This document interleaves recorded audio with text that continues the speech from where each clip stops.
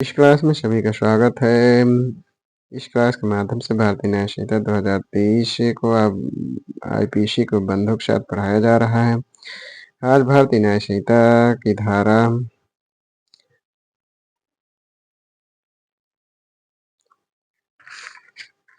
भारतीय न्याय संहिता की धारा 141 से आगे की धाराओं को पढ़ाया जाएगा। तो भारतीय न्याय संहिता की धारा 141 व आईपीसी की धारा 366 का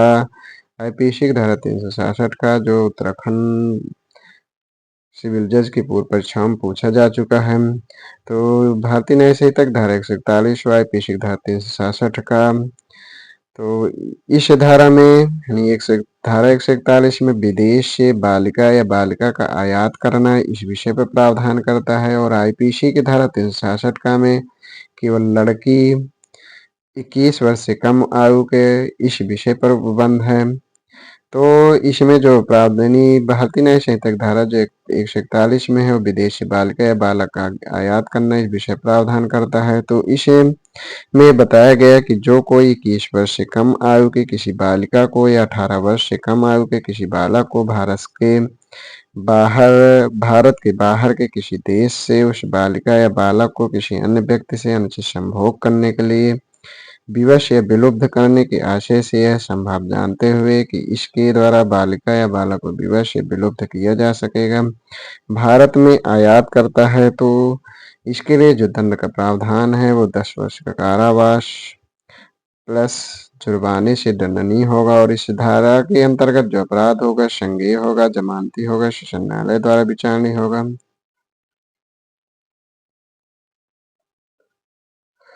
भारतीय न्याय संहिता धारा 142 व आईपीसी की धारा 368 है। तो आईपीसी की धारा 368 व भारतीय न्याय संहिता संहिता धारा 142 में व्यपहत या अपहृत व्यक्ति को सदोष छिपाना या परिरोध में रखना इस विषय पर प्रावधान करता है। तो इसमें बताया गया कि जो कोई यह जानते हुए कि कोई व्यक्ति व्यपहत या अपहृत किया गया है इस व्यक्ति को सदोष छिपाता है या परिरोध में रखता है तो उसके लिए जो दंड है तो वो उसी प्रकार से दंडित किया जाएगा मानो उसने उसी आशय या ज्ञान या प्रयोजन से ऐसे व्यक्ति का व्यपहरण या अपहरण किया है जिससे उसने ऐसे व्यक्ति को छिपाया, परिरोध में निरोध रखा। यानी जो व्यक्ति ऐसे किसी व्यक्ति को जो व्यपहत या अपहृत है उसे सदोष छिपाता है, परिरोध में रखता है तो उसके लिए जो दंड है का प्रावधान है तो उसके लिए वही दंड है जो जैसे कि उसी ने व्यपहरण या अपहरण किया है तो उसी दंड से दंडनीय होगा। इस धारा के अंतर्गत जो अपराध है संज्ञेय है, अजमानती है और जो न्याय अपहरण या व्यपहरण का विचारण करने वाले न्यायालय द्वारा उसका विचारण किया जाएगा। यानी अपहरण या व्यपहरण का विचारण करने वाले न्यायालय द्वारा ऐसे अपराध का विचारण किया जाएगा। भारतीय न्याय संहिता की धारा 143 तो भारतीय न्याय संहिता की धारा 143 और आईपीसी की धारा 370 इसमें व्यक्ति का दुर्व्यापार यानी ट्रैफिकिंग ऑफ पर्सन इस विषय पर प्रावधान किया गया है। तो व्यक्ति का दुर्व्यापार तो इस भारतीय न्याय संहिता धारा 143 में की उपधारा 1 में यह प्रावधान किया गया कि जो कोई शोषण के प्रयोजन से धमकियों का प्रयोग करके बल या किसी भी अन्य प्रकार के प्रपीड़न का प्रयोग करके अपहरण द्वारा कपट का प्रयोग करके या प्रवंचना द्वारा ये शक्ति का दुरुपयोग करके यह उत्प्रेरणा द्वारा जिसके अंतर्गत ऐसे किसी व्यक्ति की जो भर्ती किए गए परिवहनित संसृत स्थानांतरित ग्रहित व्यक्ति पर नियंत्रण रखता है सम्मत प्राप्त करने के लिए भुगतान करना या फायदे देना या प्राप्त करना भी इसमें आता है उत्प्रेरण के अंतर्गत आता है। तो किसी व्यक्ति या किन्हीं व्यक्तियों को भर्ती करता है, परिवहनित करता है, संशय देता है, स्थानांतरित करता है, ग्रहित करता है तो वह दुर्व्यापार का अपराध करता है। तो इसमें इसकी उपधारा 1 में प्रावधान किया गया है, जिसमें का से च तक के प्रावधान है कि जो व्यक्ति उपर्युक्त निकाय से च तक के प्रावधानों के अंतर्गत किन्हीं व्यक्तियों को भर्तित करता है, परिवहन करता है, संसर्ग देता है, स्थानांतरित करता है, ग्रहित करता है, तो वह दुर्व्यापार का अपराध करता है। इसके स्पष्टीकरण में एक में शोषण पद को बताया गया है कि शोषण के अंतर्गत शारीरिक शोषण का कोई कृत्य, किसी प्रकार का लैंगिक शोषण, दासता या दासता के समान व्यवहार, अधिसेविता, भिक्षावृत्ति या अंगों का बलात् अपसारण भी इसके अंतर्गत आता है। इसके स्पष्टीकरण 2 में बताया गया है कि दुर्व्यापार के अपराध के अवधारण में पीड़ित की सम्मति महत्वहीन है, यानी पीड़ित की सम्मति इसमें महत्वहीन समझी जाएगी।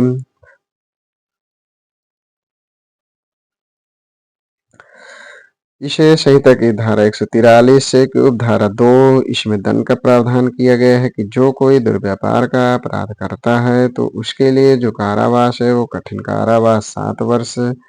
से कम नहीं होगा, जो 10 वर्ष तक हो सकेगा, से दंडित किया जाएगा और जुर्माने से भी दंडनीय होगा। और इस धारा के अंतर्गत जो अपराध है संज्ञेय या जमानती और सेशन न्यायालय द्वारा विचारणीय होगा। इस संहिता की धारा 143 की उपधारा में बताया गया है कि अपराध जब अपराध एक या अधिक व्यक्तियों द्वारा दुर्व्यापार किया जाता है, यानी जहां अपराध में एक से अधिक व्यक्ति का दुर्व्यापार अंतर्वलित है। तो इसमें बताया गया है कि जब एक से अधिक व्यक्तियों का दुर्व्यापार अंतर्लिपित है यानी अंतर्वलित है यानी इसमें सम्मिलित है, तो उसके लिए जो दंड का प्रावधान है वो कठिन कारावास 10 वर्ष से कम नहीं होगा, जो आजीवन कारावास तक हो सकेगा, जुर्माने से दंडनीय होगा। और इस धारा के अंतर्गत भी अपराध संज्ञेय होगा, जमानती और सेशन न्यायालय द्वारा विचारणीय होगा। इस भारतीय न्याय संहिता की धारा 143 की उपधारा 4 में इसमें शिशु के दुर्व्यापार के विषय में दंड का प्रावधान है। तो इसमें जो शिशु के दुर्व्यापार से संबंधित अपराध है तो उसके लिए जो दंड है वो 10 वर्ष के कठिन कारावास से आजीवन कारावास तक और जुर्माने से दंडनीय होगा।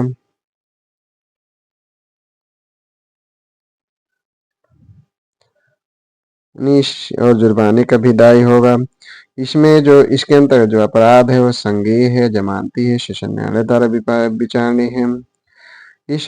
संहिता की धारा 143 है, धारा 5 इसमें एक से अधिक शिशुओं का दुर्व्यापार से के संबंध में दंड का प्रावधान है कि जहां एक से अधिक शिशुओं का दुर्व्यापार अंतर्वलित है तो उसमें जो दंड है वो 14 वर्ष कठिन कारावास से कम नहीं होगा, जो आजीवन कारावास तक हो सकेगी और जुर्माने से भी दंडनीय होगा। और इसके अंतर्गत जो अपराध है संज्ञेय, जमानती, सेशन न्यायालय द्वारा विचारणीय होगा। इस संहिता की धारा 143 की उपधारा 6 इसमें किसी शिशु का एक से अधिक अवसरों पर दुर्व्यापार के विषय में दंड का प्रावधान है। तो इसमें अंतर्गत जो दंड है वह आजीवन कारावास जो उसके शेष प्राकृत जीवन काल के लिए है, प्लस जुर्माने से भी दंडनीय होगा। और जो अपराध होगा वो संज्ञेय होगा, जमानती होगा, सेशन न्यायालय द्वारा विचारणीय होगा। इसे निधारा 143 उपधारा 7 इसमें लोक सेवक या पुलिस अधिकारी द्वारा दुर्व्यापार के विषय में दंड का प्रावधान है। तो ये लोक सेवक या पुलिस अधिकारी द्वारा दुर्व्यापार का अपराध करने पर इसमें जो दंड है वह जीवन कारावास जो शेष प्राकृत जीवन काल के लिए है, प्लस जुर्माने से भी दंडनीय है। और जो अपराध है वो संज्ञेय होगा, जमानती होगा, सेशन न्यायालय द्वारा विचारणीय होगा। भारतीय न्याय संहिता की धारा 144 व आईपीसी की धारा 370 का तो इसमें दुर्व्यापार किए गए व्यक्ति के शोषण के विषय में प्रावधान करता है। तो भारतीय न्याय संहिता धारा 144 व आईपीसी की धारा 370 का इसके तो आईपी इस संहिता की धारा 144 की धारा 1 इसमें बताया गया कि जो कोई यह जानते हुए या इस बात का विश्वास करने का कारण रखते हुए किसी शिशु का दुर्व्यापार किया गया है, ऐसे शिशु को किसी भी रीत से लैंगिक शोषण के लिए रखता है, तो उसके लिए जो दंड है वो 5 वर्ष कठोर कारावास 5 वर्ष कठोर कारावास से कम नहीं, जो 10 वर्ष तक के कारावास तक हो सकेगा, और जुर्माने से भी दंड नहीं होगा, और जो अपराध होगा वो संज्ञेय होगा, जमानती होगा, शासन न्यायालय द्वारा विचारणीय होगा। आईपीसी की धारा 370 का में जो दंड था वो 5 वर्ष कारावास से 7 वर्ष कारावास प्लस जुर्माने का प्रावधान था। इस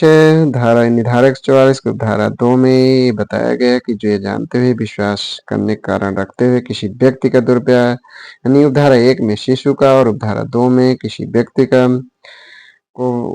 दुर्व्यापार और ऐसे व्यक्ति को किसी भी रीत से लैंगिक शोषण के लिए रखता है, तो इसके लिए जो दंड है वो कठिन कारावास जिसकी अवधि 3 वर्ष से कम नहीं होगी, जो 7 वर्ष तक हो सकेगी, और जुर्माने से दंड नहीं होगा। आईपीसी की धारा 370 में प्रावधान 3 वर्ष कारावास से 5 वर्ष कारावास और जुर्माने का प्रावधान था।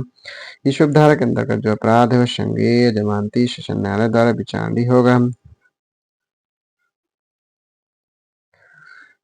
भारतीय न्याय संहिता की धारा 145 व आईपीसी की धारा 371 का, तो इस संहिता की धारा 145 में दासों का अभ्यासिक व्यवहार इस विषय पर प्रावधान करता है। आईपीसी की धारा 371 व भारतीय न्याय संहिता की धारा 145 दासों का अभ्यासिक व्यवहार, तो इसमें प्रावधान किया गया कि जो कोई अभ्यासता दासों का आयात करता है, निर्यात करता है, प्रसारित करता है, खरीदता है, बेचता है या उनका दुर्व्यापार करता है या व्यवहार करता है, तो उसके लिए जो कारावास है वह जीवन का जो उसके लिए जो दंड है वह जीवन कारावास या 10 वर्ष किसी भांति का कारावास प्लस जुर्माने से दंडनीय होगा,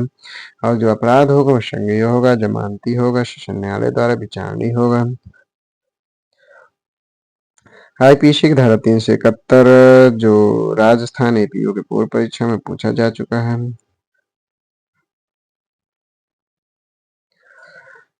भारतीय न्याय संहिता की धारा 146 व आईपीसी की धारा 374,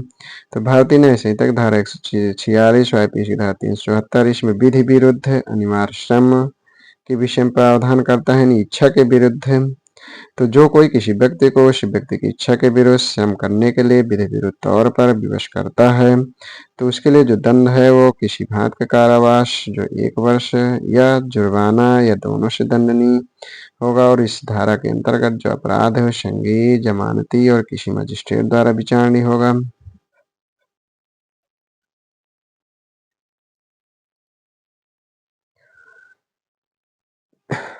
भारतीय न्याय संहिता के अध्याय 7 राज्य के विरुद्ध अपराधों के विषय में, तो राज्य के विरुद्ध अपराधों के विषय में यह उपबंध आईपीसी के अध्याय 6 में था, जिसमें धारा 121 से धारा 130 तक के धाराएं शामिल हैं। भारतीय न्याय संहिता के अध्याय 7 राज्य के विरुद्ध अपराधों के विषय में, भारतीय न्याय संहिता के धारा अध्याय 7 में यह उपबंध है, जिसमें धारा 147 से धारा 158 तक के उपबंध हैं। भारतीय न्याय संहिता की धारा 147 व आईपीसी की धारा 121, आईपीसी की धारा 121 जो उत्तराखंड सिविल जज की पूर्व परीक्षा में पूछा जा चुका है। तो इस संहिता की धारा 147 व आईपीसी धारा 121 इसमें भारत सरकार के विरुद्ध युद्ध करना, युद्ध करने का प्रयत्न करना या युद्ध करने का दुष्प्रेरण करना, तो जो कोई ऐसा कोई अपराध करता है तो उसके लिए जो दंड है मृत्यु या जीवन कारावास या आजीवन कारावास प्लस जुर्माना, यानी इसलिए जो दंड है वो मृत्यु या जीवन कारावास प्लस जुर्माने। इस धारा के अंतर्गत जो अपराध है संज्ञेय या जमानती, शासन न्यायालय द्वारा विचारणीय। भारतीय न्याय संहिता की धारा 148 व आईपीसी की धारा 121 का, आईपीसी की धारा 121 का जो उत्तराखंड सिविल जज की पूर्व परीक्षाओं में पूछा जा चुका है। भारतीय इस संहिता की धारा 148 व आईपीसी धारा 121 का, तो इसमें बताया गया कि धारा 147 द्वारा दंडनीय अपराधों को करने का षड्यंत्र, तो इसमें बताया गया कि जो कोई धारा 147 द्वारा दंडनीय अपराधों में से कोई अपराध करने के लिए भारत के भीतर या बाहर षड्यंत्र करता है, केंद्रीय सरकार को या किसी राज्य की सरकार को आपराधिक बल के प्रदर्शन द्वारा आतंकित करने का षड्यंत्र करता है, तो इसके लिए जो दंड है वो आजीवन कारावास या 10 वर्ष किसी भांति का कारावास है प्लस जुर्माने से दंडनीय होगा। और इस धारा के अंतर्गत जो अपराध है वो संज्ञेय, अजमानती और सेशन न्यायालय द्वारा विचारणीय। भारतीय न्याय संहिता की धारा 149 व आईपीसी की धारा 122। आईपीसी की धारा 122 जो उत्तराखंड सिविल जज की पूर्व परीक्षा में पूछा जा चुका है। तो इस संहिता की धारा 149 इसमें भारत सरकार के विरुद्ध युद्ध करने के आशय से आयुध आदि का संग्रह करना, यानी भारत सरकार के विरुद्ध युद्ध करने के आशय से आयुध आदि का संग्रह करना, तो ये है अपराध तैयारी के उपबंधों में आएगा, तैयारी से संबंधित है। तो इसमें बताया गया है कि जो कोई भारत सरकार के विरुद्ध या तो युद्ध करने या युद्ध करने की तैयारी करने के आशय से पुरुष आयुध या गोला बारूद संग्रह करता है या अन्यथा युद्ध करने की तैयारी करता है, तो इसके लिए जो दंड है वह जीवन कारावास या 10 वर्ष किसी भांति का कारावास प्लस जुर्माने से दंडनीय होगा। और इस धारा के अंतर्गत जो अपराध है संज्ञेय या जमानती सेशन न्यायालय द्वारा विचारणीय है। भारतीय न्याय संहिता की धारा 150 व आईपीसी की धारा 123। तो भारतीय न्याय संहिता की धारा 150 व आईपीसी की धारा 123 इसमें युद्ध करने की परिकल्पना को सुकर बनाने के आशय से छिपाना इस विषय पर प्रावधान करता है। युद्ध करने की परिकल्पना को सुकर बनाने के आशय से छिपाना,